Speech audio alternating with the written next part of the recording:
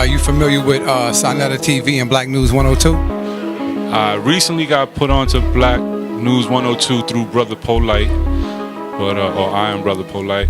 But what was the other one that you mentioned, son? Those are both his channels: Sonetta TV, Black News 102, Sonetta Studios. He has 3 channels. Okay. Yeah, I'm being open. I'm being enlightened. I'm being awakened. Thank you, brother. Now we live in this new age of the entrepreneur. The age where people are getting rich off of their skill sets. The age where people are getting rich based off of the inherent talent that they have. I always say this, if I ask a person, who are you? And a nigga's like, I'm a doctor. I'm like, you missed the point, fam.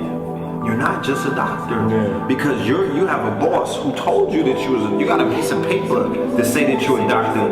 What happens when they lay you off from being a doctor? Are you not a doctor until you become a doctor again? That's right. You're identifying yourself with an occupation. I didn't ask you that. I said, who are you? You could say, I'm a scientist.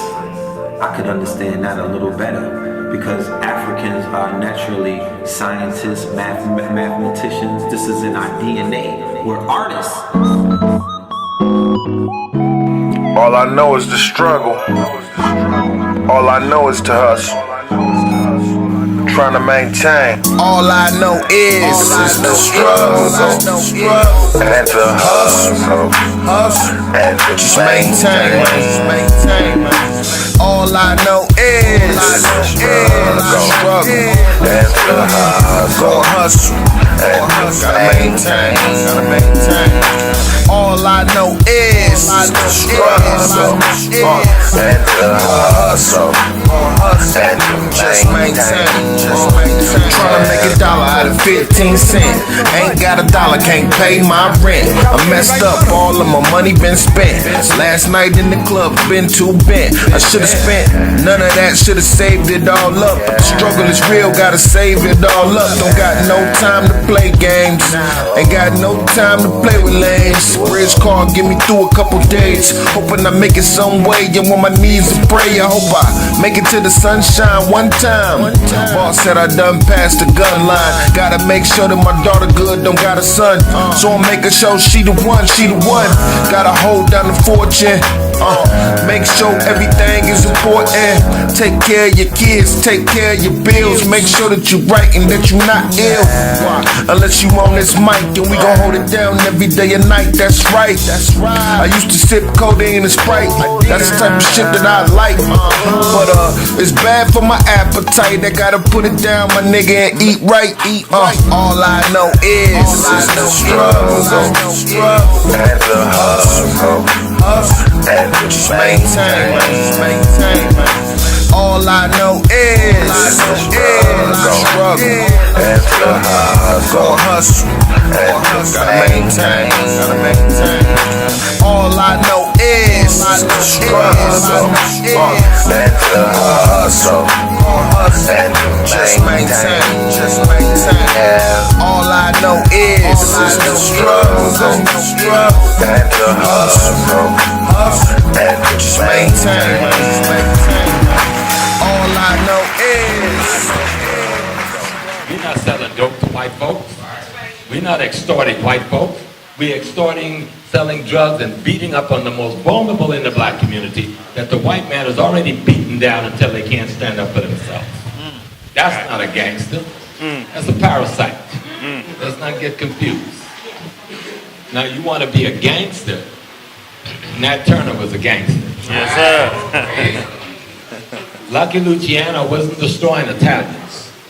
Lucky Luciano was destroying the Jews and the Walsh and the Irish who was messing with the damn Italians. Yeah. Y'all understand that? A lot of us hold these guys up. You know, Costello. He was a gangster in our eyes, but he was a hero in Italian eyes. You know? I knew and met Carlo Gambino. Sat at his side while his nephew got married. Castellano's son, Tony. Because I refused to kiss his damn ring. 3 blacks in this wedding, I ain't kissing his ring. Everybody else panicking. I said, no. So the old man has the conversation, said, James, I understand, you come sit beside me. So I was sitting up there with this mobster. Everybody kissing his ring because he's the goddaddy. All they were saying is that you are chief, you are prince, you are emperor, because you protect us, the Italian. You protect us economically, you protect us culturally, and you give money to the Catholic Church to protect us spiritually. We don't understand what being gangsters is all about. Gangsters are revolutionaries for their people. They're not parasites and predators on their people. So I just want that straight, because I don't want to be a part of a documentary where the wrong message go out and think I approve it, because I don't. And some of you really don't know much about me, so you need a little bio on me.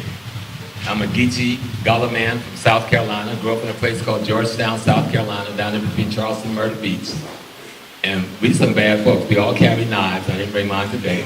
All Geechee man. You're not a good Geechee man if you don't have a knife, go straight with it. But at 16, I met this brother named Malcolm X because I thought he was the baddest dude on planet Earth. At 21, he had been assassinated, and I became the minister over his mosque. I'm the successor. Now, I don't blow that up to make name for myself. Those who know me know me. You know, Osiris Shakur, your queen of the Black Liberation Army, the last day she spent in Harlem before she had the baby and went to Cuba, I was walking with her as a part of her security. That's where I come from. The professor thing was a good thing. That was a nice little hiding place because we needed to take City College, and we took City College. The niggas gave it back. We took it and made it the biggest black university in America. We were turning out more black doctors and engineers than Howard and Meharry combined in any given year. And they brought in the niggas. And along with the niggas, they brought in the black homosexuals who didn't have a sense of black consciousness, but professed a black identity, allied themselves with the Zionist enemy, and destroyed the black base throughout City University in New York. So we need to start thinking before we get caught up on somebody else's ideology on how to behave and what to accept. Because I know what's real. Because I left her at her work this morning. She's the other half of what's real. And without me and her, life ends. I hope y'all get it, brothers and things. You brothers can pack all you want to pack, but you ain't gonna number go to a cemetery. And your sisters can kiss all you want to kiss, but you ain't gonna number go to a cemetery. If you're gonna perpetuate this race, then you have to see that when we talk about that model of Asar, Aset, and Haru, what we are talking about is the family as the foundation of civilization. That's right. Right. Got nothing to do with no damn god and goddesses in the sense we are looking at it. You're the god and the goddesses when you behave in according with the laws of nature that allow you to perpetuate and recreate yourself over and over again. The culture of Africa, I'm also a priest in the Yoruba tradition. Very proud of that. I'm also a priest in the Buddha tradition. Very proud of that. Because until we go back to our own stuff, no modification of the white stuff is going to free your black ass. And that's really the bottom line. So we need to make sure, while we're trying to survive America, and some was old enough to remember we had a song in the 60s, who will survive America? Very few niggas, no crackers at all. And that's still true. And don't worry about that word. White folks created a discussion to distract you about a decade ago around the word nigga. And they got you discussing a word based on what they want you to think the word should mean to your consciousness, and you forgot to discuss the cracker who created the environment to even allow the word to be used that way. So what you just saw when we were discussing white supremacy, we're talking about something, and you can find it in a book. There's a new book out. You need to write this book down or lock it in your mind. It's called The Island of Meme. The Island of M-E-M-E. And it's by Dr. Wade Nobles. And what the book is about, he uses the Haitian Revolution and the Haitian people as the prototype for all black revolutions and all black people mind condition. And what he's saying is that the way we think is a result of how we got our information, and that information that we got that influenced how we think came from a formulation of somebody else's idea of how information should be formulated for your mind. That's the meme, you know. Some of us, I hear the brothers Now, I taught at a college for like 20-something years, but I don't use big words like paradigm and shit like that. But I didn't know until lately what paradigm even meant, you know. I try to keep stuff simple, you know. But the word paradigm that we hear, and you go on the internet, and the brothers on the YouTube be kicking the paradigm. All the hell that means is, where did you learn to think the way you think? Where did you learn and how did you learn to formulate thoughts the way you do? And if the value you put on things as a result of your thought formulation didn't come from your ancestors, it came from your enemy. That means any thoughts you hold is your enemy's attack on your psyche. And then your actions take it into the next level. So this is really about becoming African again. It has never changed until you're restored to what you were before that cracker came to that continent. You will not be free. You will not be free. Let me do one more piece on the religion thing, because we were dealing with it in there, and we didn't deal with the Islamic part. You know, I was a Muslim for many years, 18 years I was an imam. I had the second largest Muslim community in America, and y'all don't even know my name. I went to Mecca before most of you in this room was born. And then when I saw what I saw in Mecca, I decided I'm leaving that community. Even though Islam, like Christianity, is born out of the bowels of Kemet. And Kemet is an anomaly unto itself. Kemet is born out of Congo, Uganda, and Kenya, Tanzania, and Ethiopia. We get caught up on what happened in the desert, but that was like our repository. Tens of thousands of years of civilization had happened before Kemet was born. So it was just a place where the ecology allowed for the preservation of so much useful information that we can use to help us reconstruct ourselves. So today, in this world, in this America, in this Western Holocaust, we have to figure out what are we going to do. Are we only interested in being good white people? Because there's no such thing. Because the whole civilization is predicated on murder and genocide of other people. And in order for us to acquire what white America has, to build what they built here, we got to find some black folks in Africa, enslave them for 500 years, murder, rape, plunder, and destroy them for that period of time, steal a whole continent from another people, genocide them, then we can build this. If you want to follow his blueprint. But if you're not going to follow his blueprint, and you can't, you better find out what yours should be.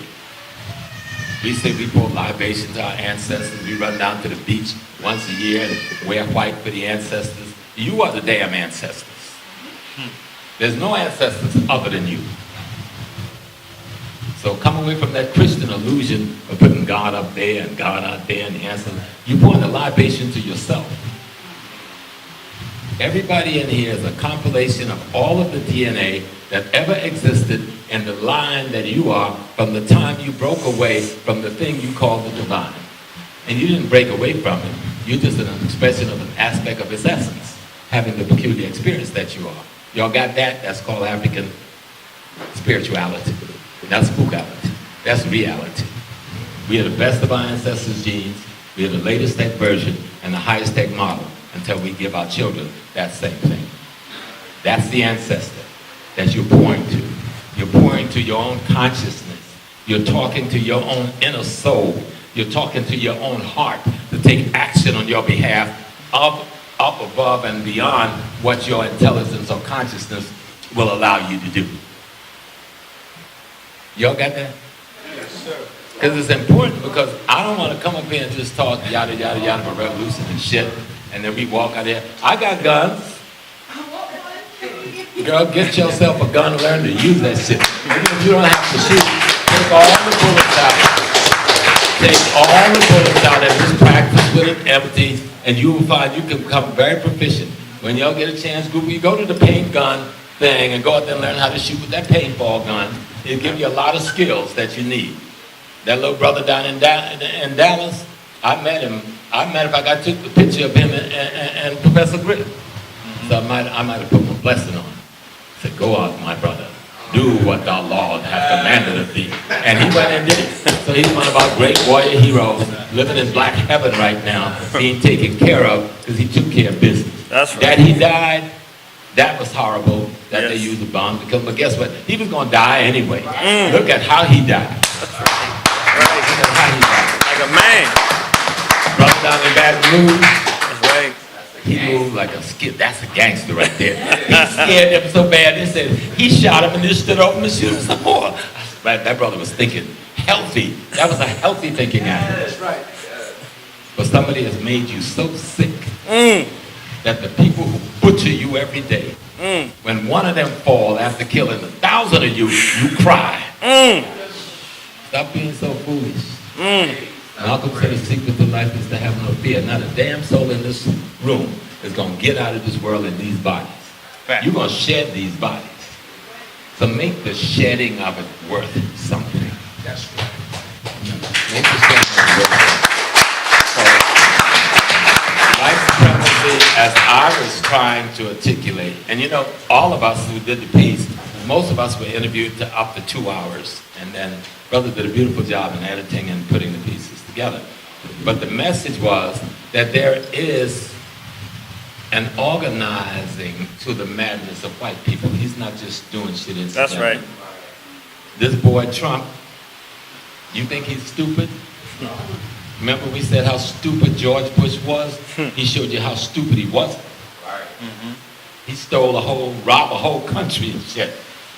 That whole thing in Iraq was about sticking up the bank. And they got away with it. Stick up the bank for billions of dollars, put it on a truck with TV cameras on it, drive it away, and then a couple of brothers stole a few hundred. They throw them in the penitentiary and never told you what happened to the hundreds of billions of dollars, US dollars, they took out of the banks in Iraq. Or what happened to the billions and billions of dollars of artifacts, art objects they took out of Iraq. They went and robbed the whole nation in front of everybody. Killed almost 1 million men, women, and children, civilians, and nobody has taken them before a court.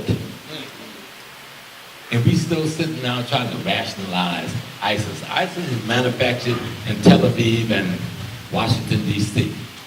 The Arabs fell for the okie doke, and they did to the Arab world in 5 years what they couldn't do in 100 years. They wiped their behinds out. Tunisia was nothing but a little smoke screen for killing Muammar Gaddafi. Egypt was a small, they were finished with Mubarak. They didn't need him anymore. They wanted Syria. Because it's deeper than y'all think, and then I'm going to set the heck up, because we got to do research. Y'all ever, tell me the alternative fuel to the carbon fuel, to oil and gas and coal. What is the alternative fuel? No. Corn. No. No. No. It's hydrogen. It's going to be hydrogen. 3/4 of the hydrogen, the borax from which hydrogen fuel could be made is in Turkey. America screwed up because they tried to pull the coup in Turkey a few weeks ago, and they blew it. But they wanted to isolate Turkey and wipe out all of the support around it because they can't, that piece that deals with the borax, we don't even know about that. Hydrogen automobiles, hydrogen engines, that's where they're going in the future. Not where wind and solar, that's cool, but that's not as sustainable as the hydrogen. So I'm just going to leave at this and be very clear. If you're going to be free, you're going to have to become an African. It means you got to study your history. It means you got to study your culture. It means you got to learn your religious system. And it means you got to use it. But don't become a slave to no African culture or African religious system either, because I just left the continent. They're just as screwed up as you, if not more so, and just as backwards and in just as much trouble. That's right. So let me pass this on. I'm going to start with the Sankofa.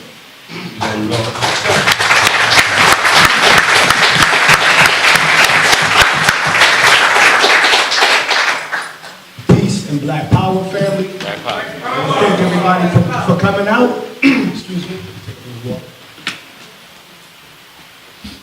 I want to thank the Black family for coming out today and being here. You could have been anywhere else, frolicking around, enjoying this heat, but yet you're here.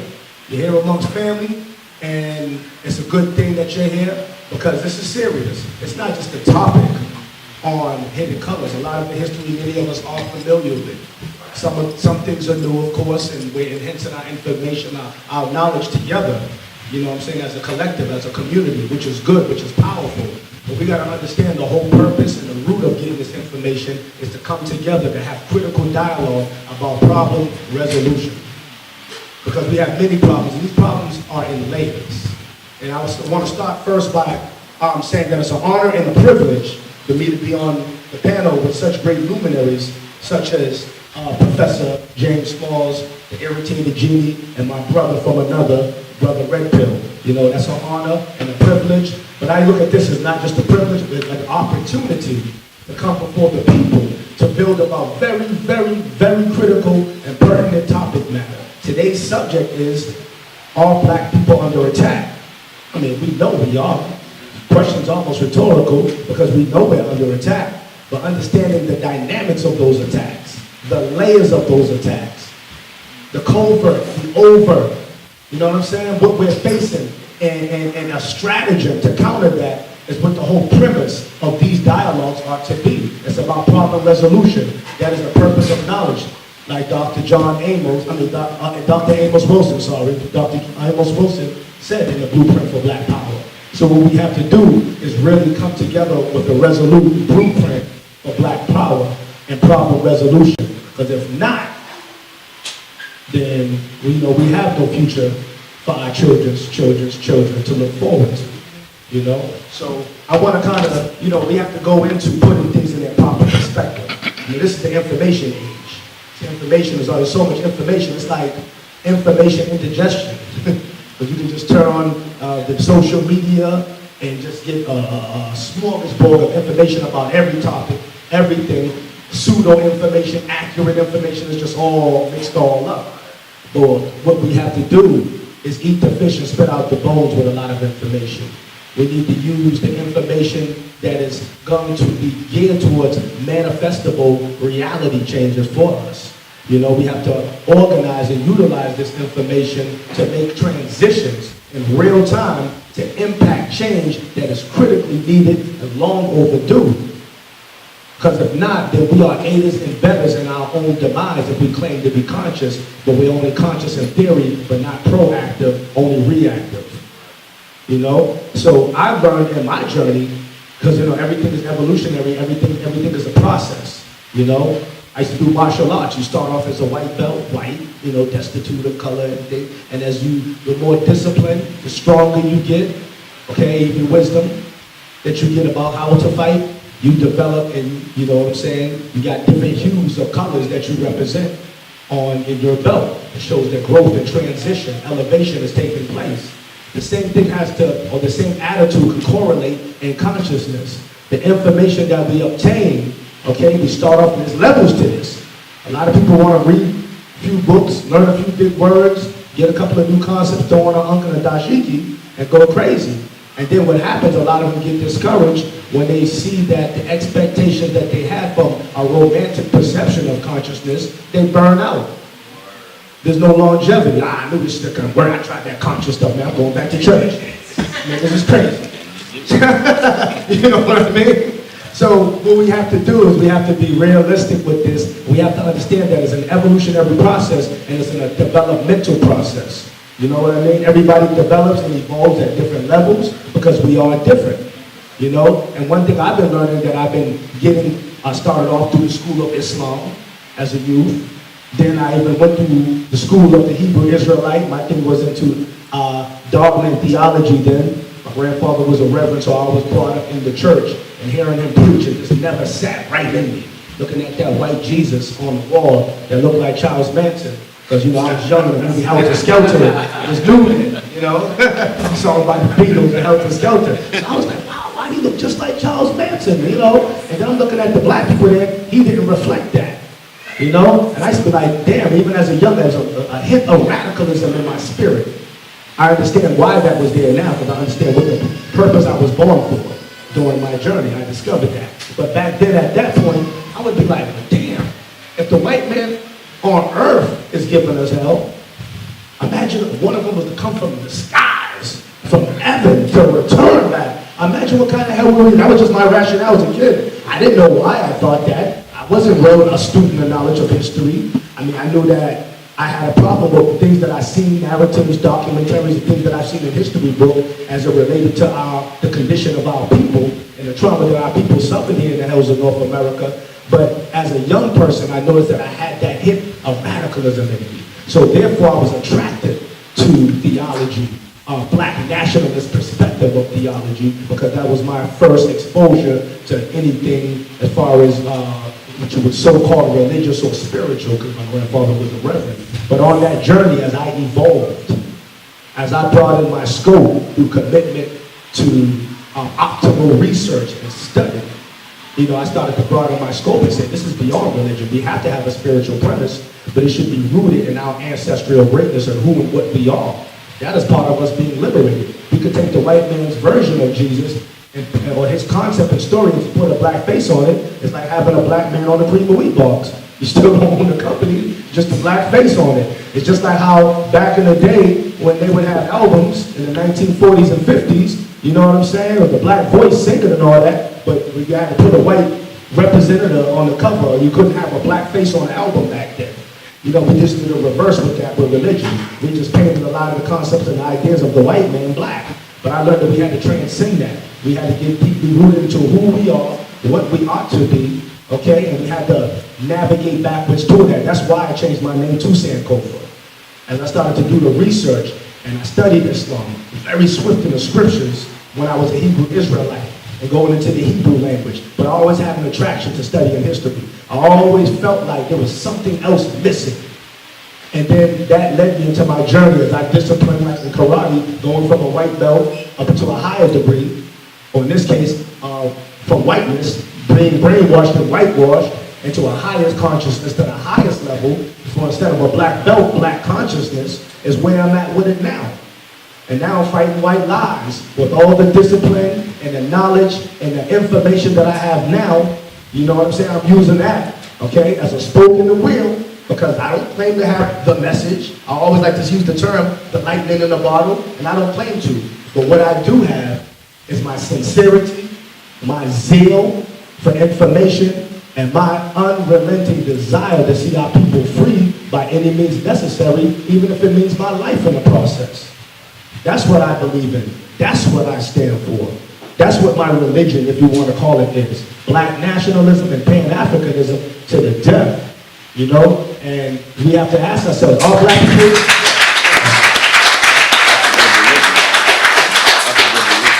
Right. That is my religion, Because through that, I will have eternal life.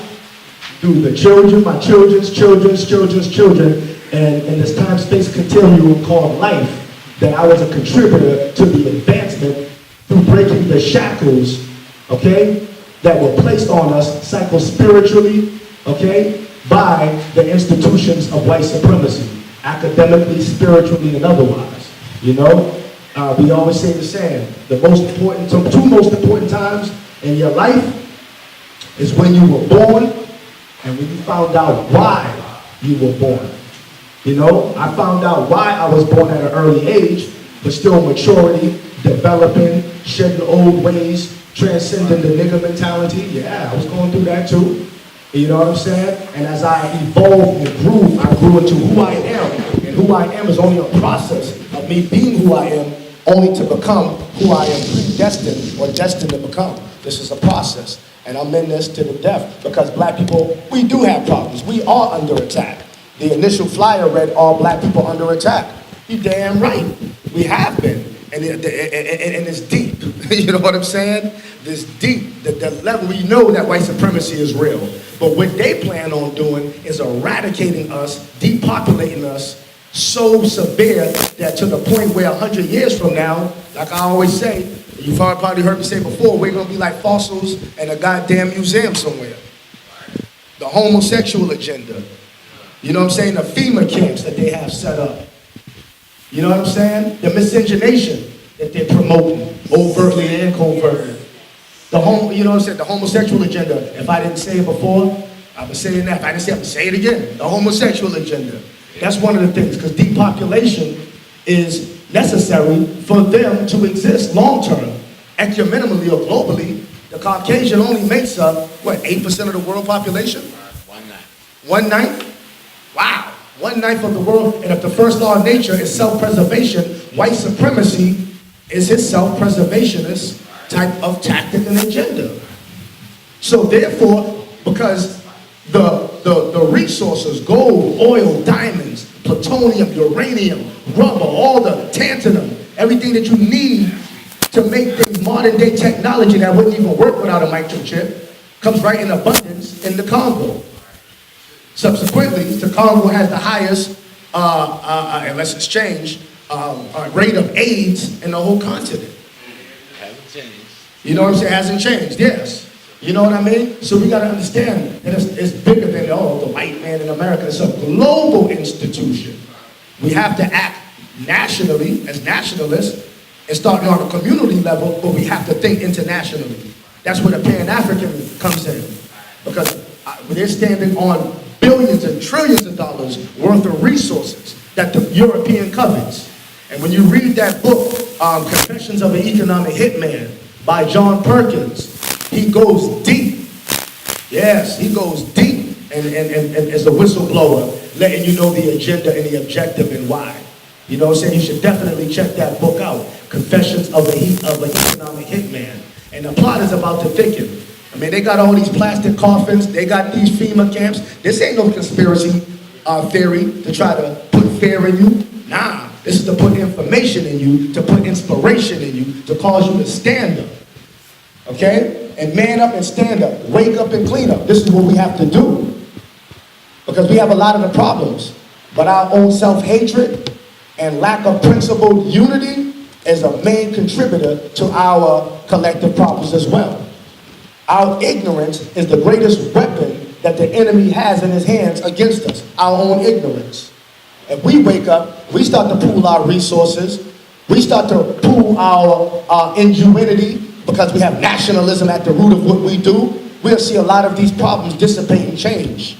Yes, everything is the process. It took a process to get us to this point of being mental homeborn slaves and comfortable under the paradigm of white supremacy, but it's also going to be a process, a committed one and a conscious one to transcend that, to break the shackles and to move forward so we can connect with our inevitable divine rendezvous with destiny. You know? So it's about exposing contradictions and it's about building a blueprint to empower us so we can mobilize forward as a people. You know, that's what this is all about. This information isn't just to feel good. You know, even though we should feel good with the information. I'm not going to say don't feel good, but we don't want it to be limited to that. You know, we want to look at this on a multi-dimensional, multifaceted levels of what this information is geared towards doing, the potential that is geared towards doing, what our kids, the bloodline will be stronger with the information that we're acquiring, that we're learning, and that we're teaching our children. Do you know how powerful that's going to be down the line? So we got to treat this as such. We got jewels, we got gems, we got the information that we have now is that what's going to be once it's manifested into a practical type of thing that is going to change the paradigm and the circumstances of us. Because we know we have problems, and the biggest problem, of course, is white supremacy, but what assists and aids and abets that white supremacy agenda and the maintenance of it is our ignorance and our self-hatred. You know what I mean? Some of us are consciously like that. Some of us are unconscious aiders and abettors and supporters of global and institutional white supremacy. Some of us are even gatekeepers of it. So the change starts from within, individually. That's where revolution starts. And then it spreads abroad. Individually, okay? Then it turns to a community. Then it turns to nationwide. And then we look at it on an international level. You know what I mean? Hey, we have geniuses out there. Look at the negative images they put out here. You know what I'm saying? That's purposely done. So what your children see of themselves and as it's reflected through media, through billboards and other narratives is negative. So they want to imitate and perpetuate that cycle of niggerism. You know what I'm saying? Negativity, not just negativity, niggertivity. You see what I'm saying? But we have to counter that by giving the kids right knowledge because it's a battle for the hearts and minds of the people. You know, you have a person, a young brother, they never put this in the media though, all the negative stuff they want to put, a Million Man March. We was there, Eric Taylor Jr., we was there, last October 10th? Besides what it was or what it wasn't, I'm just saying there wasn't no fights, no outbreaks, over 1 million black people that came together. Okay, yeah, there could have been some work done after that. It could have been rooted into something more beneficial long term. However, there was no media coverage, and a positive thing, all them blacks come together, they say, oh, you blacks, you kill each other. Y'all are your own worst enemy. But that day, there was no drama, no chaos, nobody got arrested, no news coverage. Here it is, you got Ramani Wilfred, a young brother who was 11 years old at the time, who is from an IQ society called Mensa, which is in London, England, which is the oldest and most prestigious IQ society, so-called, in the world. Here it is, out of Steve Hawkins, Bill Gates, and Steve Hawkins, it was Bill Gates, and what's the other guy? And Albert Einstein, which scored all 160 on the IQ test. This one 11-year-old black boy, 11 years old, scored 162, putting him in the top 1% in the world. But you don't hear about that on the news. But this is what we got to teach our kids. This is what we got to instill into our children, because they're going to want to emulate that. So I want to say, keep teaching, keep waking up, and the sky's not even the limit. In fact, the limit's not even a limit. Black power.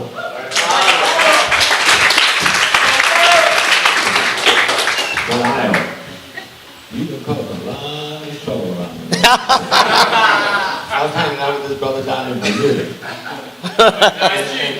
And we got out of the country because my grandmother came in a dream the night before. And I told you, I said, Mama, going to do something right.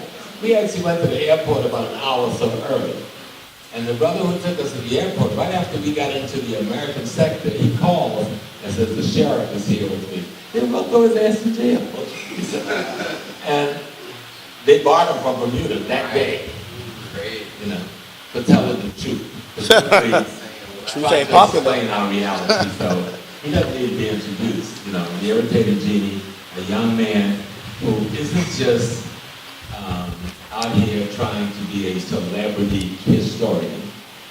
This young man has taken a very dangerous mission in his hands and on his hands, and going up against one of the most powerful forces in this country, if not the world. You know, so we need to make sure we have his back, and his front, and his sides. That's right.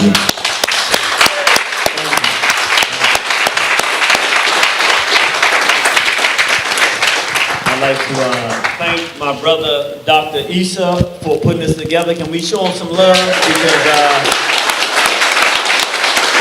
I met this brother, and I'm gonna try to be as quick and as short-winded as I possibly can, even though I'm not short-winded. But Dr. Issa, I met him. They were lynching black people in Delaware. And a long story short, this is 2012. When I got the email, somebody sent it to us. And I'm not gonna lie to you, I looked at it, I said, this is ridiculous. This is kind of weird kind of thing. But you know, when people send you things, you want to check them out in case something is real. When we got to Delaware, we were on the ground. There's a white female who had a house that the brother actually, that they tried to lynch, went to. So I know we're not supposed to believe when white folks say that it's true.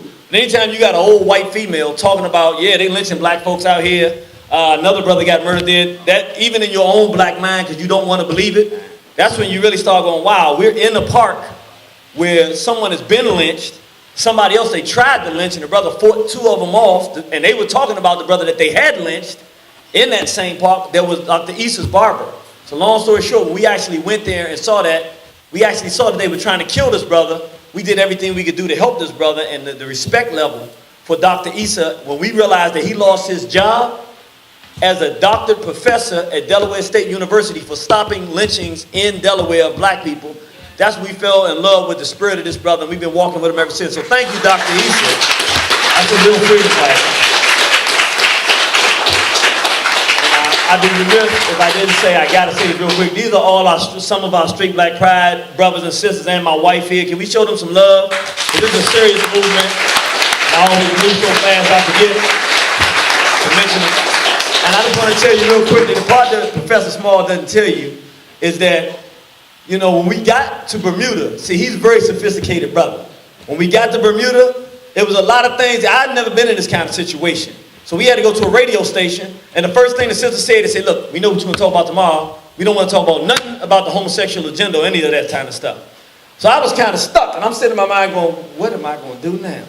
And everybody that was calling was doing that, but it was the best situation in the world. Because I watched the OG for 2 hours. I mean, he was playing badminton with these folks. I mean, he was pow, pow. I'm just sitting there, I said, wow, it was the best thing in the world. I get to get a knockout on the radio, and I didn't say one word for 2 hours. And the next day we did the lectures, and the people loved it. He brought them all in. And after they started putting it out in the paper how bad things were going, who was it? Everywhere we went, the black folks were scared and looking at me like a demon. And after 2 minutes of Professor Small, let me talk to the labor union. My grandfather was in the labor. And by the time he finished, they were shaking my hand and smiling. I said, wow, I want to be with this brother everywhere he goes. So let me just tell you, this is real. I seen it real time. This brother knows how to maneuver in this system to work for our people. And I want to thank him for all that he's done for me with that. So I want to get to the main point. Are we under siege? And I want to say there are 4 main things that I say that they're doing right now to our race that I'd like to talk about very briefly, list them, and then I'll pass the mic on. Number 1, the homosexual agenda, the homophile agenda. The object is this. And if this one wins, the other 3 don't matter.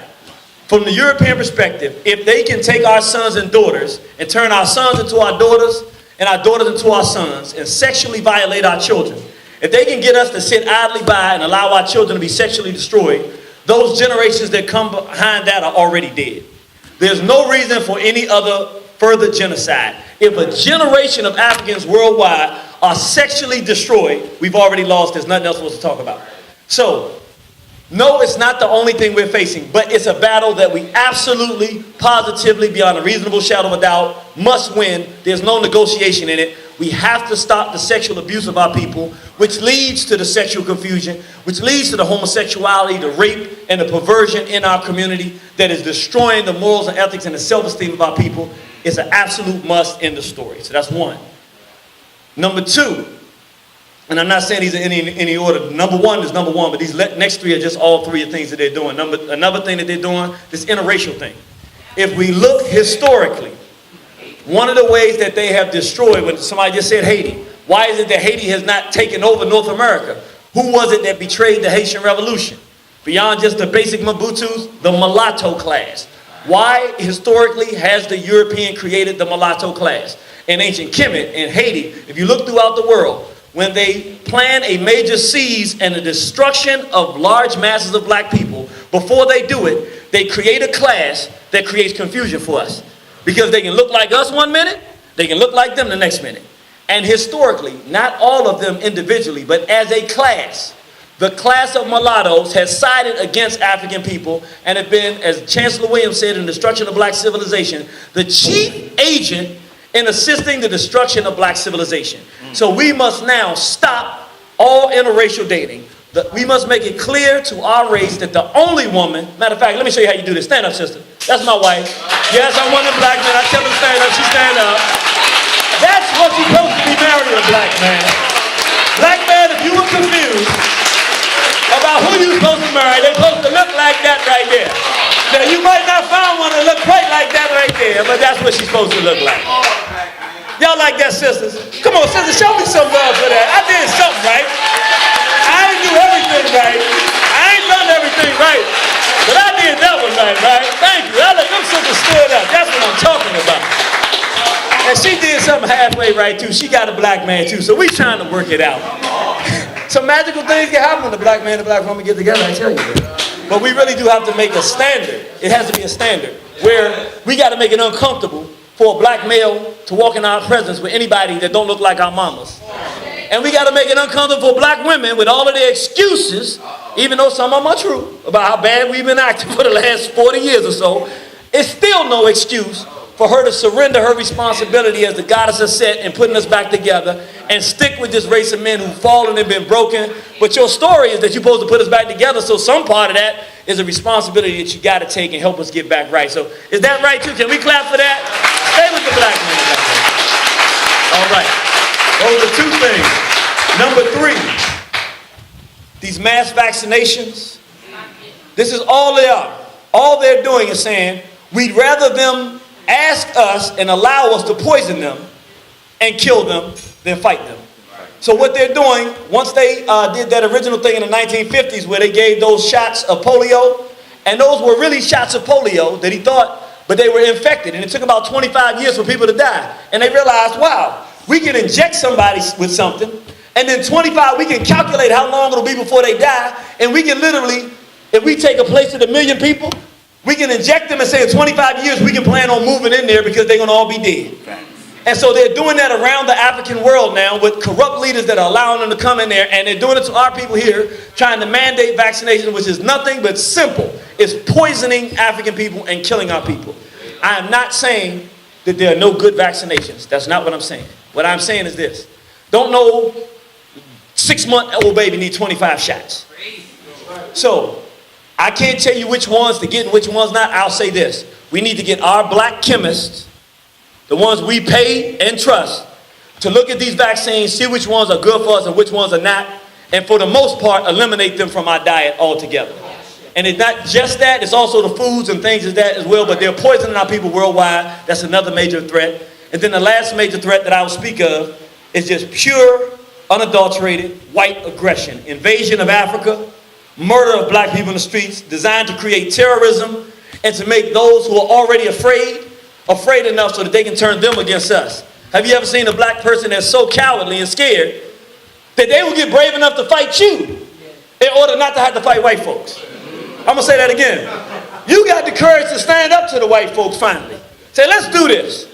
And they have those amongst us who've been psychologically infected with such fear, even though you got enough courage to fight white folks, which means you must be a real serious black person if you got enough. Something wrong with you. Yeah, something wrong with you if you're going to fight white folks. So people should leave you alone, but they're so afraid that they will fight you and risk whatever detriment will come to them than to fight the white folks. And so now what we see is invasions in Africa. We see invasions in America, murders by the police, turning up, getting us used to the idea of masses of black people getting murdered so that when they start murdering more and more and more of our people, when they start invading regions like Nigeria, when they start invading East Africa, when they start the mass murders in the Congo like they're doing over 10 million people, we'll be getting used to this. In Haiti, the murders. We'll get used to it and we will no longer resist and strike back the way we should. So those are 4 main things as African people we need to look at to fight it. And I'm going to say something. I have to say something. I hope my elder won't be upset with me because I'm going to say something that might be a little bit different than what was said, but I'm saying it and just, I do what I believe my responsibility is to do. That's who I am. I can't turn it off. I just have to be who I am. Sometimes it don't make me very popular. My wife said it don't never make me very popular, but I just won't be popular.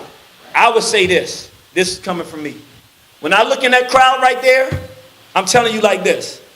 If I thought any one of y'all was an N-word, if that's what I thought you were, I would not put my relationship with her on the line, with my children. I could be gainfully employed with these crackers right now. I learned to manage this system. I could be making it fine. I can't do that because my people are dying. And I've made the decision, it's in me. I'm going to fight. I don't care what the consequences are.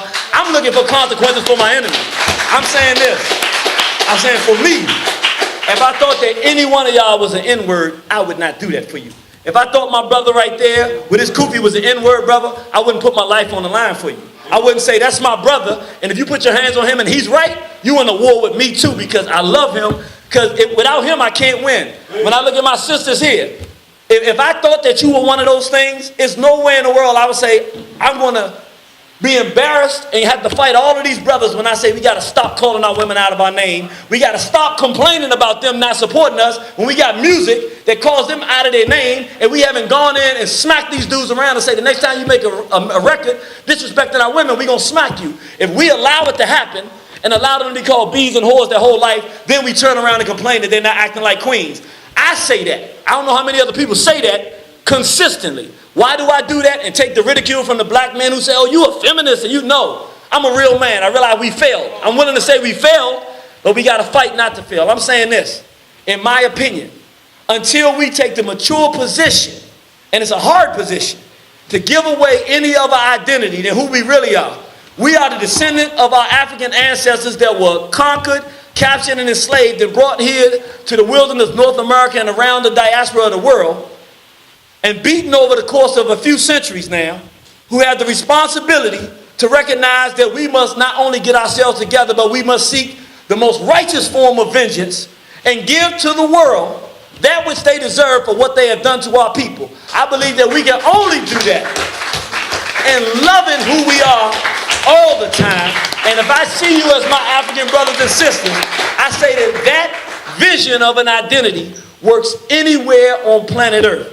Anywhere. This is the last thing I'm going to say. I'm going to pass it. Anywhere you go on the planet, if you look a black man in his face or a black woman in her face and say, how you doing, brother? How you doing, sister? That works. If you go anywhere and say, this is my black brother, this is my black sister, we in this together, that works 100% of the time. Anywhere you go and say, this is my African brother, this is my African sister, that identity works and we can do something with it. So I'm saying, let's get rid of all the other identities. Let's be brothers and sisters, and let's go to war and win, because I know we can do that. Thank you, brothers and sisters.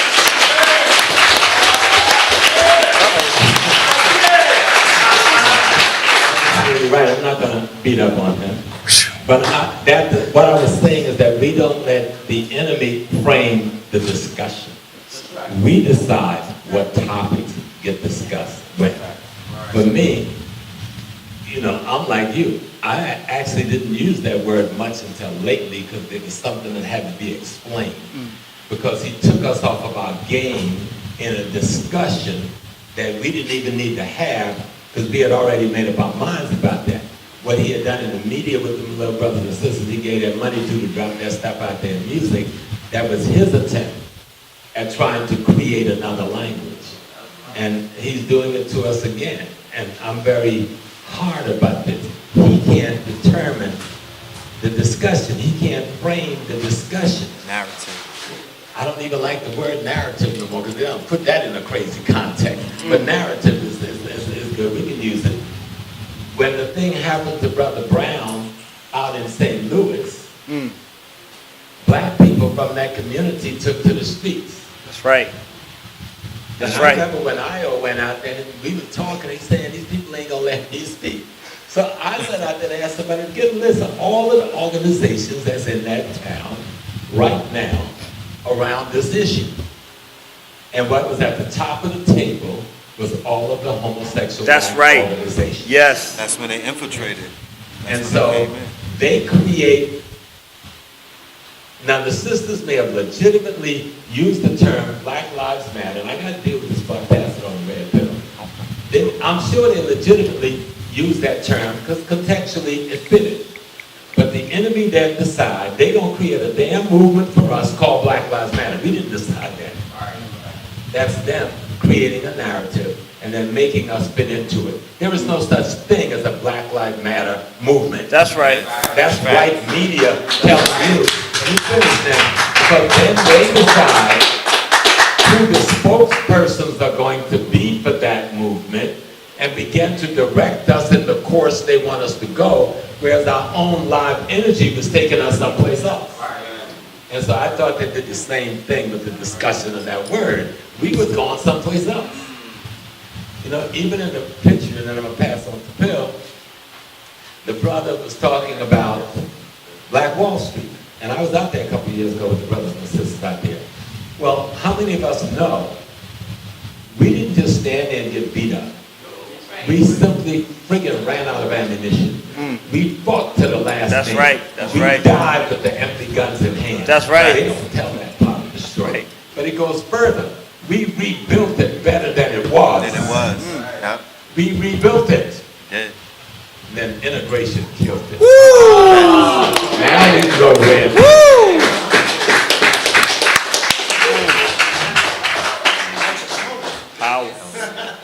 Peace to the family, Brother Red Pill, representing Know the Ledge. I'm honored to be here with my esteemed colleagues, the illuminaries that are part of this movement. Real quick, I'm gonna read the definition of matter, because we're gonna briefly talk about what Black Lives Matter is and what this commercialization of consciousness is and what it isn't. All right, and then we'll get into the topic at hand. But the topic of this panel discussion is, are we under attack? And if we can identify an organization that was created to usurp the conscious community, or a real movement, and become a face of a new movement, right? Then we're dealing with infiltration. We're dealing with COINTELPRO 2.0. The Michael Brown Ferguson incident was bankrolled. You got to remember, there was a 24-hour news cycle that was bankrolled by George Soros and other social entrepreneur venture capitalists to launch Black Lives Matter. You didn't hear about them prior to an event that they basically bought airtime for. Meaning, like, you know, when people buy commercial space, they bought the news cycle for Ferguson, and that's when they were introduced. That's why the brother said he didn't get any airtime to speak, because on top of all of the agendas were the groups that were approved and basically brought in to become the new face of the movement. Now all of our people are running around talking about Black Lives Matter. If you gotta say in the year 2000 that Black Lives Matter as if we didn't already know that, then you have a problem. You are actually going backwards with your scholarship. Dang. You going backwards in your scholarship. We did that a long time ago.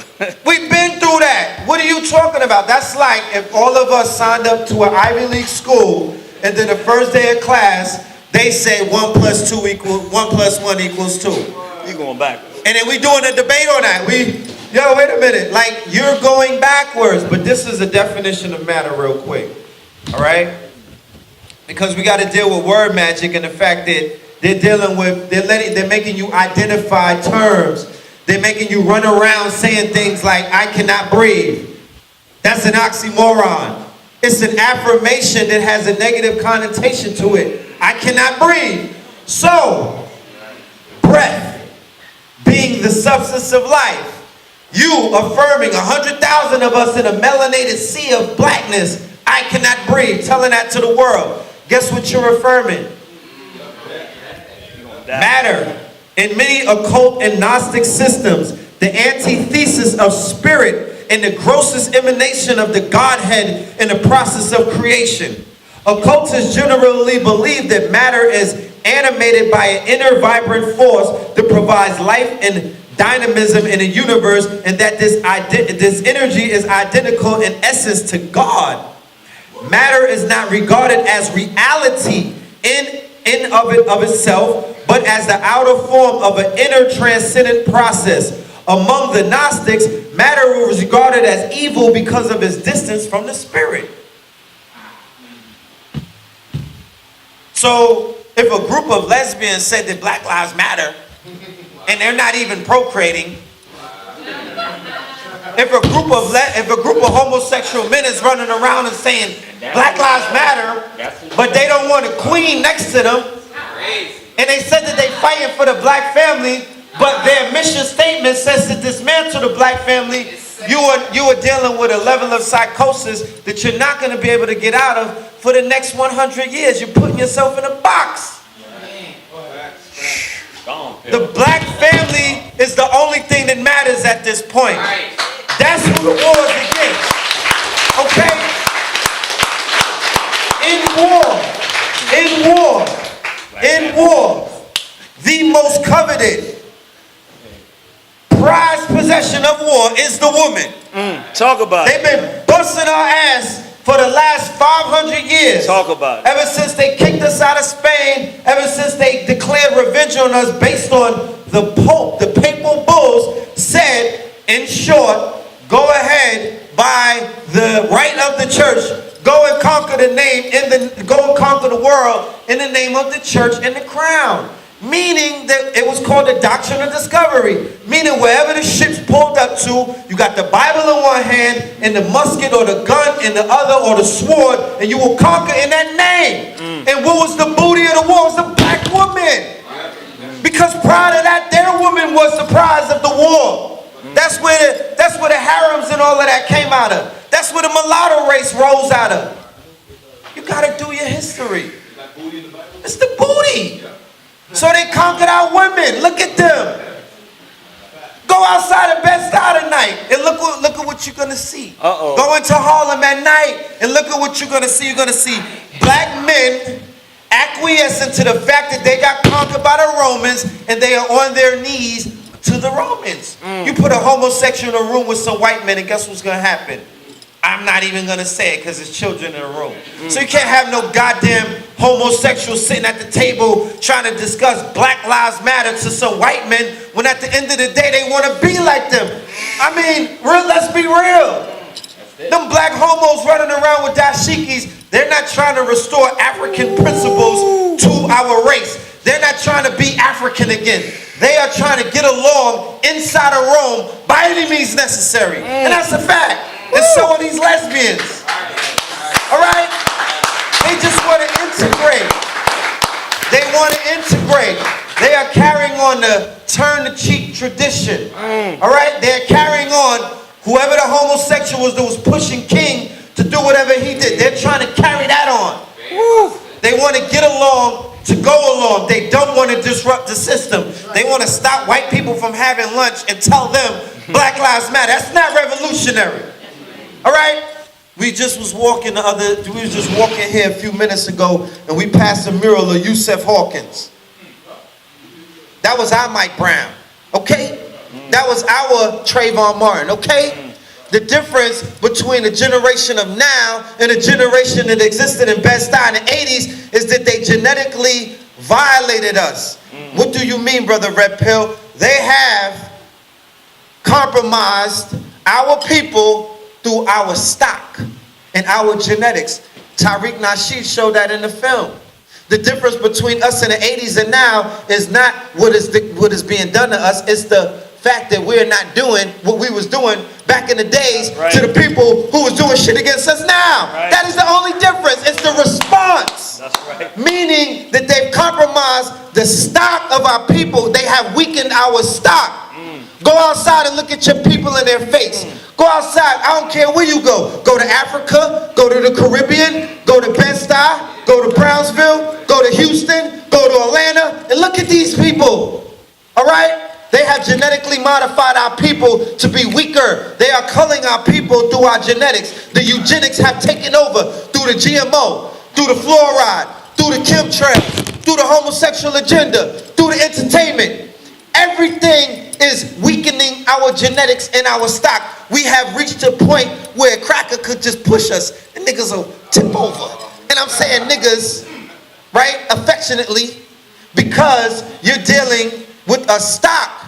I came from Louisville, Kentucky a few weeks ago. This is where they breed horses. This is where they breed some of the best thoroughbreds. But prior to breeding horses, they were breeding black people. What happened in those breeding farms? They realized that if they could deal with the genetics, if they could manipulate the genetics of people, if they could mix dirty European genetics, remember, they came over here and they were breathing on people and killing them. This is the germ man. They are responsible for germ warfare. They are responsible for plagues by just touching you. So if you bred the strong genetics of an African with that of a recessive European that came out of the caves, right? Serfs, peons, all of these people who were considered the dregs of the world, not society, the world. It's not that they thought the world was flat. It's not that they didn't know where to go. They were not allowed because of maritime law to leave Europe. You think that the Asians didn't know that Europe existed? You think that the Indians didn't? They just wasn't going there to trade with them. They were like, why would we? What do they got to offer? These were the have-nots of the planet. And they got the nerve to get out of the pool when one of us would get in the pool. Do you know who brought public baths to Europe? All right. Do you know who taught them how to wash up? So the nerve of them to try to, they celebrating.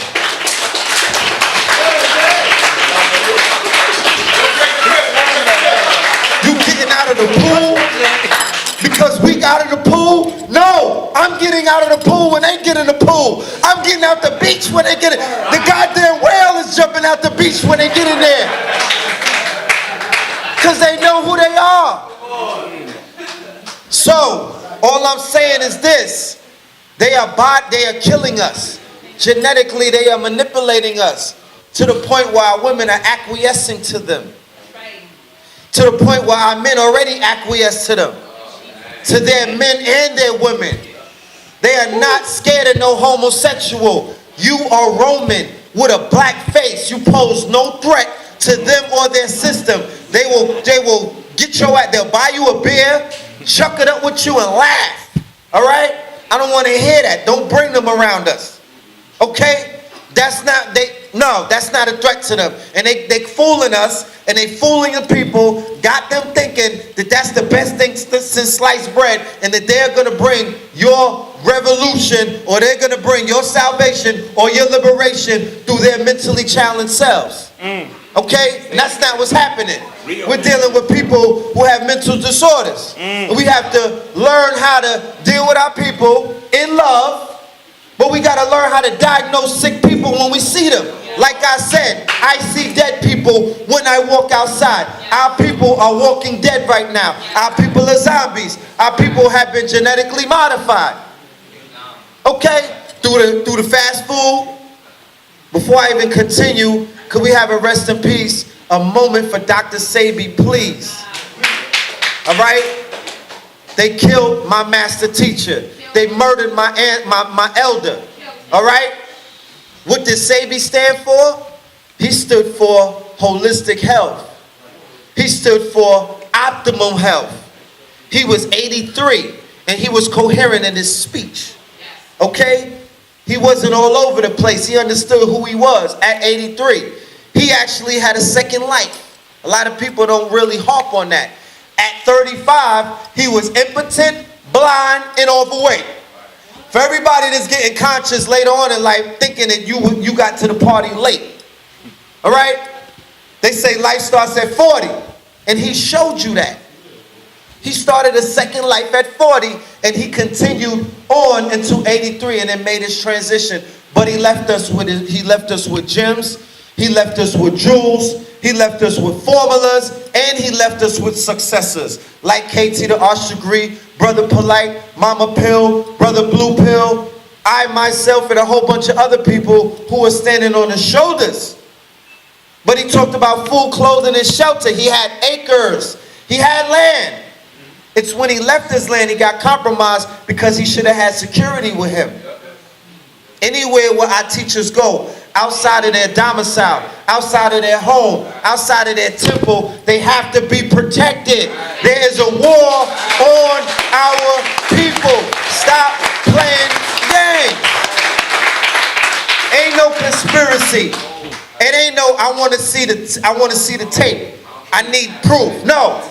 They killed Dr. Blair. They killed Dr. Francis Cress Wilson. They killed our brother Amos Wilson. They killed all of our leaders. All right? If we not living to 100 and dying gracefully with our grandchildren, great-great-grandchildren around us, they killed us. The conditions of this system, the condition of the war upon us causes stress. The condition of what it is that they're doing. The condition of the groveling Negroes that they've created. These minions. All right? That they created in these sex farms and they created on their plantations that are theirs. That is the newest species that have been created on this planet. Do you know that there's no such thing as a Puerto Rican? There's no such thing as a Honduran. There's no such thing as a Jamaican. There's no such thing as a Trinidadian or Panamanian. There ain't no such thing as that. There's no such thing as an African American. You were created genetically by a Yakub. Okay? They put bloodlines and they put blood into your systems. What did they do? Like I said, the booty of war is the woman. They beheaded the men, quartered them, cut them in 4 pieces, hung them, put them on crosses like Christ, burnt them. For miles upon miles, they had our men on crosses, beheaded on spikes. And what did they do? They raped a woman, taught them their culture, taught them their religion, taught them their language, gave them a label, gave them a name, and that's who you have. That's how niggas are created. That's how African Americans were created. That's how Mexicans were created. That's how Ecuadorians were created. That's what we're dealing with. All right? Now, we got our people, and those people are buffers in order for us to get to the hidden hand. They are our covert enemy. Niggas are our overt enemy. Right? Those are the people, the majority of the funerals that I've been to was at the hands of us. Right? by a person who didn't love himself, thus he couldn't love his brother or his sister. It's a perpetual core, it's a perpetual curse. We are here to break that. We need protection, not just physical protection, spiritual protection. The men are here to protect the women physically, the women are here to protect the men spiritually. We need financial protection. We need cultural protection. We have to protect our culture. What is regentrification? Regentrification is them rushing the gates. Regentrification is when they defeated us in our kingdoms, they would rush the kingdom, put the cross up, and then they would take our culture and whitewash it and erase us. That's what what the hell is a goddamn pilgrim doing in Bed-Stuy on Marcy Avenue right now? What the hell? What are they doing on 125? They are whitewashing our culture. What happens in a body when it's sick? What shows up? White blood cells.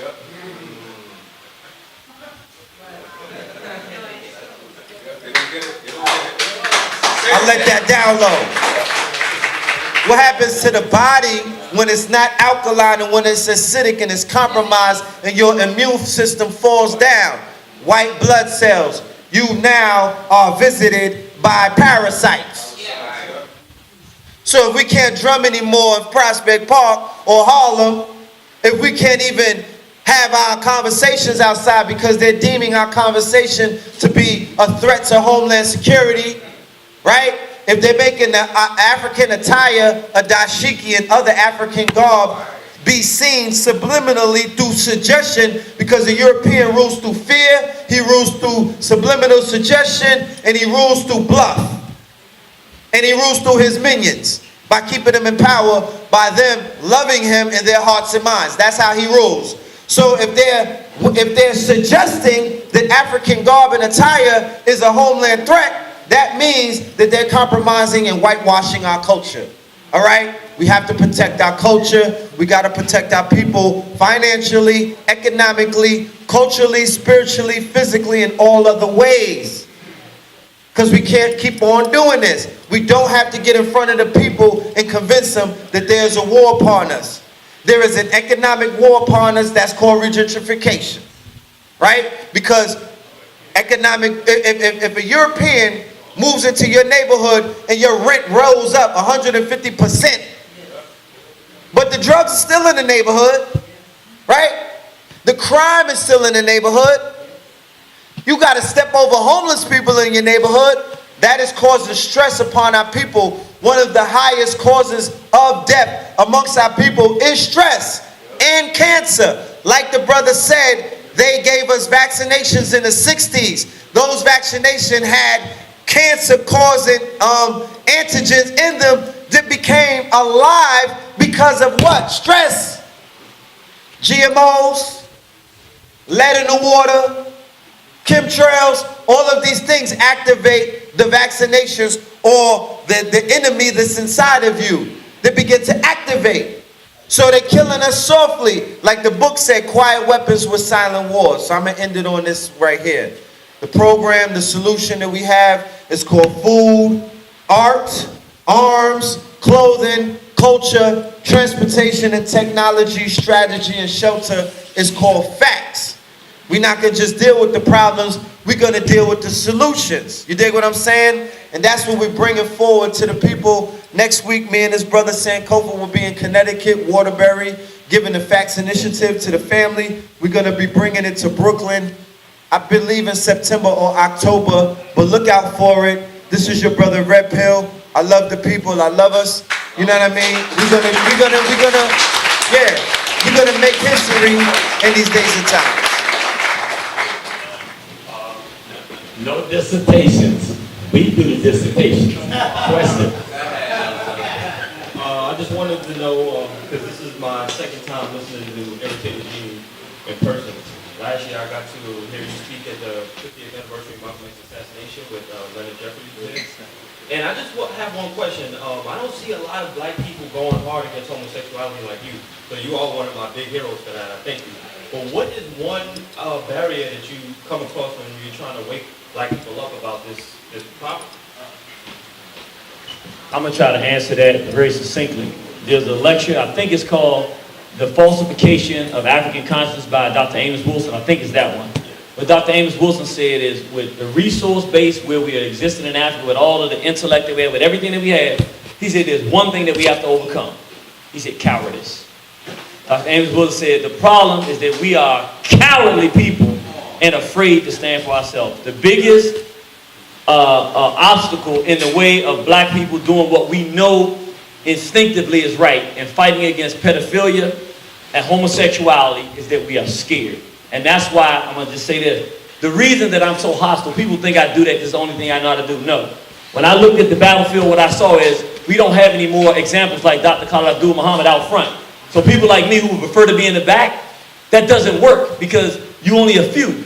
The people have to see bravery and see battle in order to get the spirit of battle, yes. Then they can follow behind. So that's why we do it the way we do, to show people you don't have to be scared.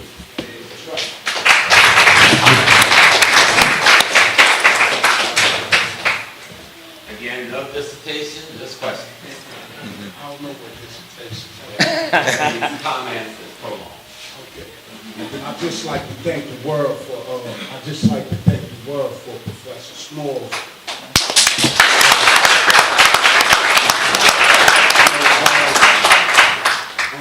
And then he made sure that God represented himself with everything in existence. You know, he's one of the creative intelligence. That's what I love about Professor Smalls. Well, right, and then my question is this, right? You know, it's like 3 questions, but you gotta give me some time to sum it up. It's like when a why, right, racial profiling for children. Why community policing for children. I also like to say that I think it's the same thing as rape and homosexuality. I think that that's a cover-up. Community policing, racial profiling, I think is a cover-up. What? And then I'm asking on the strength, excuse my language, on the strength of Dr. Clark, on the strength of Dr. Francis Cress Wilson. They also say that thing is like being castrated. Yeah. He's asking the question. He's just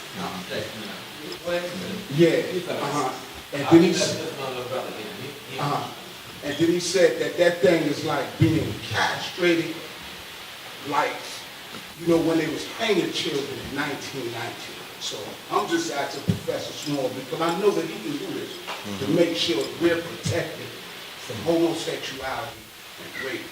Please.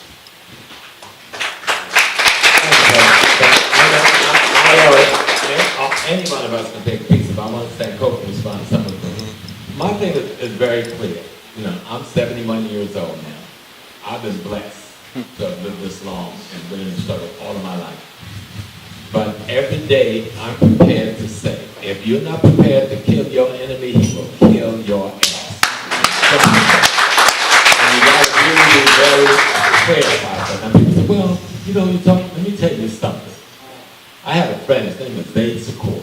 They was like a lot like you. They was like the coolest dude in the world. That was Osiris Mann. He was one of the finest young revolutionary soldiers out there, but those devils shot him down like a dog disarmed on that turn. He had a brother, an older brother, Lamumba Shakur. Athena Shakur's husband. Me, Lamumba, Athena, and my wife got married in the same bedroom, now Texas sister bedroom. Lamumba left here, went down to New Orleans to handle some business, and they took him out like a dog. And most people never heard Lamumba Shakur name. Those were the 2 men who started Black Panther Party in New York City, were the fathers of Black Liberation Army. The other Shakur in prison, that's their younger brother. So what the brother is trying to say is that this thing of profiling and the shit that's going on with the community policing is like rape and molestation. It is rape and molestation.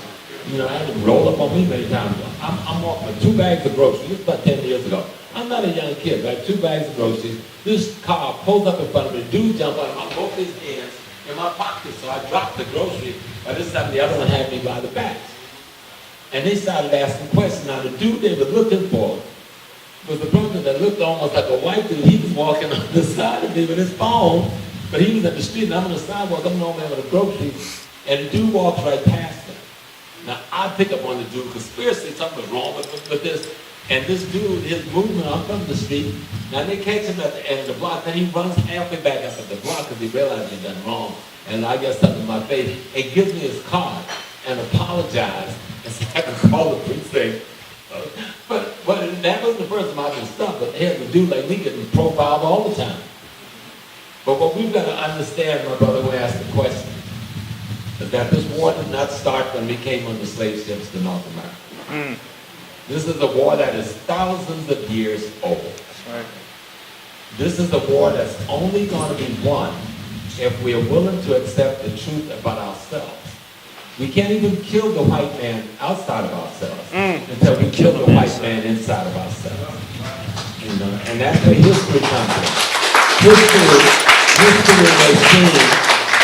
History may seem like a very benign thing, but history is a hell of a weapon because it allows you to reconstruct your mind and reinvent yourself. History, when Red Pill was talking about us being infected, with them breeding us, well, your mind can alter your genetics. But the thought construction that is informing your mind must be based on your own ancestral sacred science of what the universe, ecology, cosmology, and your relationship should be. Facts. That's why history is so important. That's why our spiritual systems is so important. Shango isn't the man. Shango is a concept within each and every one of us that can be activated with the right practice. Oshun is not a pretty woman. She's symbolic of the beauty of a woman. But Oshun is an aspect of the African character with the right body of information can be activated. You understand? And when you activate those chemicals in your body, using a formula that comes from your ancestors in terms of thought construction, you can begin a reconstruction genetically of yourself. But we're not, that's kind of heavy and focused. But the point is, this question of being African again is not just some social, cultural question. I know that I am what you think is God, having the human experience called me. I'm clear on that shit. I don't believe that. I know. But you, the rest of our people, as we grow, become clearer on the fact that we are divinity. There is no other divinity other than our collectivity and its relationship to cosmology and ecology. When we understand that relationship, we are divinity. Then you can recreate yourself. You can recreate yourself spiritually, culturally, intellectually, and genetically. Facts. That's why he wants to keep us from our culture. That's why you want to find jazz music. It's the most dynamic music in America. But the crackers got it all locked up at the Queens Museum and the Brooklyn Museum. It don't even play on radios no more. And when it is played and the station's so limited in its reach, you don't get to hear your music. Why? Because rhythm has a lot to do with healing. Yep. You know? Frequencies. When you get down into African culture, I mean, my thing is African. This African thing is the thing. Now, even if the word African ain't the thing, because we never really call ourselves African until the Arabs spread that word, but the word comes from us. We simply call ourselves God beings. Look at every African language, and every word for people, place, or thing had as a suffix or prefix their word for divinity. And so they only refer to themselves as God beings. But it was different depending on what language system. There was no singular word. The singular word to define a whole people is a new thing. But back to this whole thing of rape. And when how I met Io, somebody called me one day and said, there's this crazy dude. And you a homosexual. And I'm like, what? I said, young brother's not dead. But I started getting more phone calls. So I said, well, where is this guy? And so he's going to be in New York next week. I said, no, he's going to be a homosexual. And he's going up to New York. So I go and meet him. And he's the nicest dude. He's like, I I meet him and his wife was over there home with the baby. I guess, oh God, that ain't gonna kill my house. And the brother's the nicest guy I'd ever met. And when I listened to what he's saying, and I realized, because I was trying to do it in my little way, early on, he had taken on one of the most vicious weapons the cracker have devised to bring against us lately. And homosexuality, believe it, it's a weapon. It is a weapon. And he took it on. So the only thing I could do to help, I invited him to my house and I made a 3-hour tape with him. So that at least the world knows I don't say I'm because he had the courage and he had the vision to see. And I gave him some of my family stories of family members, male members, who were molested and abused as children, who then went off into this so-called homosexual culture, thinking it was normal, yet they were damaged, injured children, and we didn't even know this damage was happening. I saw it happen to my friends in high school, and I saw most of them who got involved and had died from AIDS. So this shit's real personal with me, family and friends. But and I used to counsel kids at City College. And I not only taught at City, I was an administrator for 18 years, and I ran the student union. And it was the biggest student union in the city. And one of the things I did was counsel the young black men who were homosexual. Because I needed to know how to help them out of that shit. And I watched two of them commit suicide when they realized they were caught up in something that they didn't put themselves in. One of them was a kid who was being molested by his janitor from the time he was 4 and ran away from home at about 16. So when you deal with this issue, it's a vicious war that started on those slave ships, that started on those plantations, this molestation of the males. And then on the other side, we got the molestation, and this is when I coined the term back in '92, post-slavery trauma. I was dealing with the concept of black men raping black women and black family members molesting and practicing incest against black girl children that nobody in our community was talking about. And I was tracing that shit back to the slave ship. And it still goes on, and we're still not talking about it. That's right. Like we should.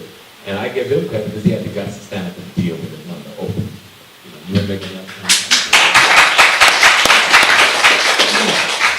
Yeah, well, Professor Smalls just so eloquently conveyed to you about homosexuality being a weapon. It literally is a weapon. Of course, we know that weapons are multidimensional. There's psychological weapons, there's biochemical weapons, there's political weapons, there's all kinds of spiritual warfare. But there was a release, I forget the brother's name. Probably heard of it when I go into what it was. And he's a scientist, okay? And I'm gonna be brief. And he went into how he discovered that there's something, a chemical called astrazine. Atrazine. And they're putting this in the foods. It's putting this in the foods, and the concentration, the highest concentration of astrazines in the foods and the waters is in black communities. McDonald's and stuff, in those communities, the highest concentration. I'm saying it's only there, but the highest concentration. So we know there's warfare is agenda oriented, and it's for white genetic survival. But see, they stepped up the concept of warfare and weapon. We think about warfare, we think about a bunch of insurgents coming in with guns. That's one dynamic or one aspect of warfare, but the biochemical warfare is serious and it's real. How do we counter that? First of all, by knowing about it. Second of all, you know what I mean? By what you know. You can't fight against what you can't see and what you don't know about. You know what I'm saying? You're going into a battle already losing. That's why your enemy even has a counterintelligence. He studies you, his enemy. We have to have a counterintelligence too. We have to go back to living holistic. We have to give up certain things that we have become accustomed to eating and drinking.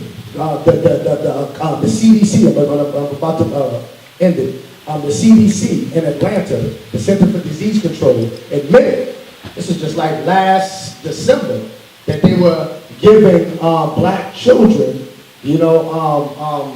what is they? It was giving them faulty vaccines, faulty vaccines that was causing brain damage, that was causing a plethora of illnesses and sicknesses. Autism and all kind of, autism was all kind of stuff.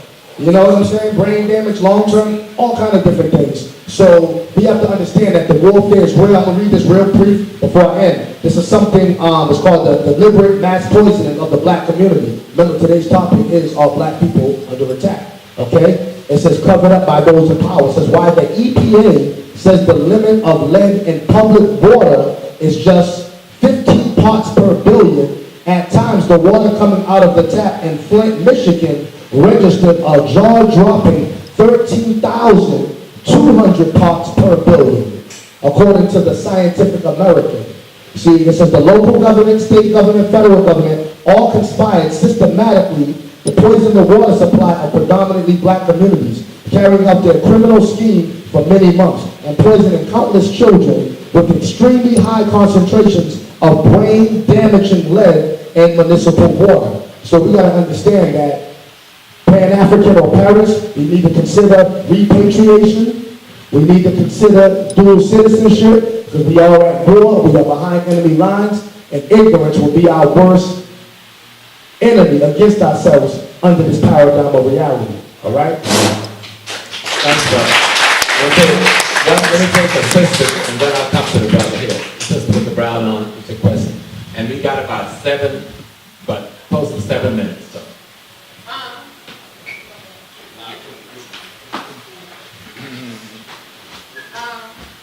I apologize if I'm like all over the place, but I'm just still kind of confused because it's like we're still facing it's happening every day, but it's gonna get worse. Like, what about world order? What about the fact that there's a chip on my debit card? What about like I can't understand why. Like I get that there's nowhere else. Like there are places to go. There aren't places to go. Like you understand what I'm trying to say? Like why are we still fighting in this system? They're never gonna stop.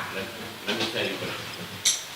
And I understand what the sister's saying. If this stuff here, why are we even here? Why don't you come up to the 50 acres I got in Ghana and we just go set up something? Come to the hotel that some of us somewhere in Ghana. And there's hundreds of thousands of us that have moved back into the Caribbean and Africa that we don't really talk about. Ghana alone had close to 10,000 Africans from the United States. It had close to 15,000 Africans from Jamaica, Tanzania, and others. But I ain't giving a shit because this is mine. Yep. I'm not, some of us came on the boat, but there's some of us who were here before the boat. I have family who came on the boat, meaning the slave ship, and I have family who was here before the boat. And I'm gonna kill this cracker right here. Let me tell you, that's not just talking now. Let me tell you something, I want you to hear it. They're 1/9 of the world's population. Every single European community is at minus birth rate. Not zero birth rate anymore. Minus birth rate. Meaning they're having more natural death than they're having natural birth. That's why you see the aggression against us. That's why you saw the Ebola in Africa. They're testing out genetic weapons against us in terms of depopulation. That's why this Hillary woman, you think Trump is dangerous. This Hillary, I don't want to use the word that she needs to describe her, but Planned Parenthood have killed more black people than slavery. Okay? Not saying there are situations where sisters may have to have an abortion. That's part of health and reality. We know that happens. But they put in place a system and made us validate it where we are murdered as though it's a pleasure trip. Go, just pop on in the clinic, let us kill your baby, and we're gonna, you're gonna be all right. But it's genocide. But we've got to understand, Francis Welsing said they're afraid of genetic annihilation. You've got to really take Francis's words serious, because she was serious. They're at zero birth rate. They're less than 9% of the population. They are desperate. The question is not what they're doing anymore. The question is what are we going to do to become who we must become. Let me give you some simple anecdote. Now I'll let each one give a couple of simple things of what you could do walking out of here. Somebody mentioned earlier, at the table was cooperative shopping. There's nothing wrong with you and your close friends and your family going together to the wholesale market and buying your groceries and picking the things that are healthiest for you. You'll cut your costs in half by 50% on day one. Secondly, every household should take an hour a week and either view one of these videos with your family, 1 hour designated for this every week, or discuss a book and read a chapter out of a book on African peoples and culture every week. That's easy to do, very easy. And I just said, one hour. Everybody needs to belong to an organization in your community. Find an organization that's working for black interests, join that organization. And one of the things every community should do is map your community. This is a good way to organize your people. It's called mapping your community. Take a collective of 2 or 3, 4 people, a camera, a notepad, and start block by block. Who owns the stores in that block? What type of business is in that block? What is the condition of the real estate in that block? Do it for every block. Who is employed by these businesses in that block? And then you make a determination on who you are not going to shop with ever again. I would say this in closing, 2 things. One, I want to invite everybody next weekend, this Saturday, we're having our 2nd annual International Straight Black Pride Movement Convention in Washington, D.C. So just put in Straight Black Pride Convention on the internet because we don't have the flyers here. And you can come on down. We having David Banner that's going to be there and a lot of other people, African Dance and Drama Ensemble. You want to come and check it out. But I would say in answer to my sister's question, I would look at it, the way I look at it like this right now. The reality is we are no longer in a national or localized world. The Europeans' plan now for genocide is a global genocide, which means it doesn't matter where you as an African go. That's why I say it's very important for us to start changing our language. We're Africans. Why do I say that? Because the same exact, almost to the letter, program of destruction and genocide in America that they're using, I've been to Uganda. I've been to Ghana. I've been to Senegal. I talked to brothers and sisters in the islands. I've been to Bermuda.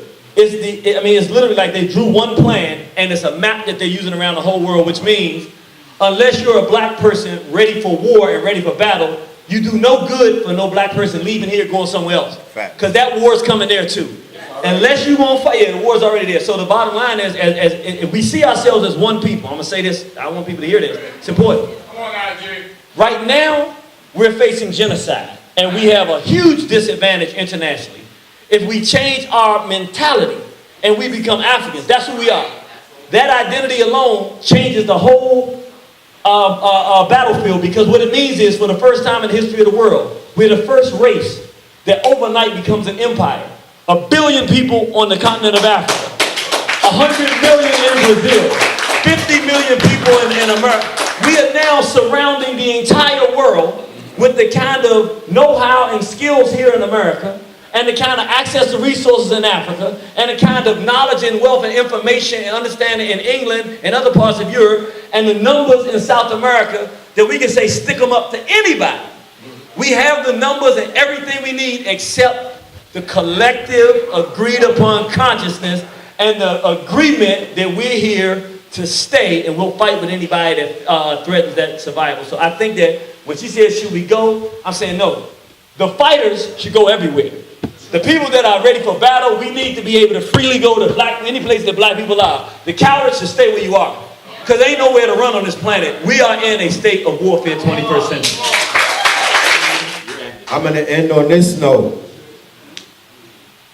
I'm a veggie back off of what Irritated Genie just said. And everything that he just said starts right here. That unification that he said of all of Africa, all of Brazil, and all of America and the Caribbeans, they're watching New York, that's right, DC, that's right, ATL, that's right, LA, and anywhere else where consciousness is popping up. Shout out to Tariq Nasheed for what his contributions are doing for the movement, for the message, for the legacy of consciousness. But it's gonna take the brothers on the ground, the brothers on the front line, the egos, the leaders, the personalities, the voices, all of them have to be man enough to sit at tables like this and get into rooms like this amongst the people who they say that they love. Because if they can't sit at the table with us, that's your enemy. There's your agent. There's your provocateur. You understand? I done fought all kind of energy and forces. They say we fight against principalities and things that we know not and all of this other stuff that they said. But there's energies out here. There's spirits out here that don't want to see this happen. They don't want to see the unification. Please believe me when I tell you that. Pay very close attention. You understand? You got to fight against that because it'll always come. There's all kind of monkey wrenches inside of this movement. There's all kind of provocateurs inside of this movement. There's all kind of agents inside of this movement. And the main thing that we have to do in this lifetime while we're alive is to come together. Form Voltron. Okay? Or are we just going to sit back and get on our Facebook and scroll through the atrocities? I'm tired of that. I'm tired of scrolling through this goddamn graveyard of stress and all of the L's that we taking. We don't have to do that. Like he said, when we come together and join forces, that's where our power is at. Outside of America, the black man is God. Make no mistake about that. Okay? We got to come together and we got to travel and we got to build. Like I said, in the spirit of Dr. Sebi, health, wealth, knowledge of self. Get your health together. Stop playing games with these Europeans. They're killing you and they smiling in your face while they doing it. And you shucking and jiving, eating they fast food, smoking they drugs, sleeping with they women, taking their homosexual agenda and wearing that and putting that outfit on like that's you. All right? And they having a field day laughing at your ass. But they'll love you for the weekend. When you win their gold medal, when you represent their Team USA, when you make America look good around the world, knowing that the recessives can't win the gold, they need the magical Negro to pull it off one more time. Then next week they're gonna kill one of us and say, well shit, let's have a debate about getting rid of them. We should just get rid of them. Hip hop, you've been targeted for execution. Your culture is a culture that is seen as expendable in the eyes of the world now. All right? All of the misogynistic shit that you've been doing over the 30 years. All of the niggatry that you've been co-signing and running around the world. All of the drug dealing. All of the gang banging. They have flipped the script because you don't control your media outside of America. You don't control your image around the world. You don't control your message or your narrative. So what has the ones who controlled it done? They are doing their best with propaganda and all kind of other things to make you undesirable around the world. So on one hand, the black man is God outside of America. But on the other hand, the black man is undesirable around the world based on religion and all kind of other things that are the underlying principles of how this world is going. So we got a lot of work to do, black man. We got to clean these hoods up. We got to clean the industry up. We got to clean the image up. Because image is power. And that's what we're losing primarily. The way that we dress, the way that we look, even the way that we walk. So, with that being said, we're going to close out. We have merchandise, we got products. For everybody that's talking about buying black and supporting each other, we here. We don't gotta pontificate on.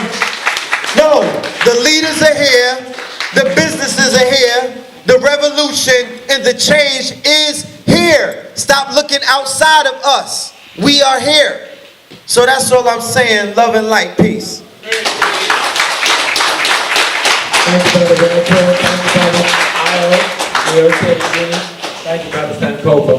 And thank you, Doc, for putting it all together. And remember, if you learn to love the God in you, you can learn to love the God in me.